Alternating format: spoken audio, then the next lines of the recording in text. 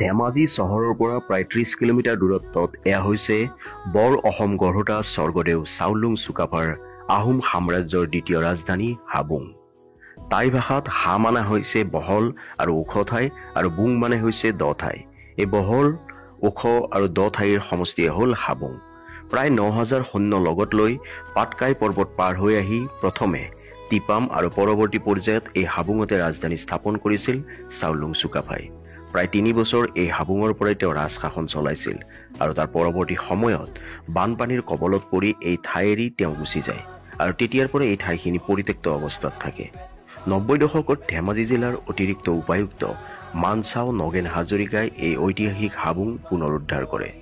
বৰ্তমান এই ঠাইত অসম চৰকাৰৰ ফালৰ পৰা হাবুং চাওচেন ৰেন আৰু হলুং হফিগৃহ নিৰ্মাণ কৰে। এই হাবুং মন্দিৰত সেৱা আগবঢ়ালে ভক্তৰ মনোকামনা পূৰ্ণ হয় বুলি লোকবিশ্বাস আছে। এই মন্দিৰত টাই ভাষাতে ভক্তক আশীৰ্বাদ দিয়া হয়। চুকাফাৰ সময়ৰে এজন পুৰোহিতৰ এই মন্দিৰৰ ওচৰতে মৈদাম আজিও বিৰাজমান। এই হাবুঙৰ মুঠ মাটিকালি হ'ল 285 বিঘা আৰু ইয়াৰ চাৰিওফালে সেই সময়তে ৰজাই গঢ় দি লৈছিল। এই হাবুঙত সেই সময়ত ৰজা আৰু প্ৰজাই ব্যৱহাৰ কৰা পুখুৰীটো এতিয়াও কালিকা লগা পুখুৰী হিচাপে বিৰাজমান।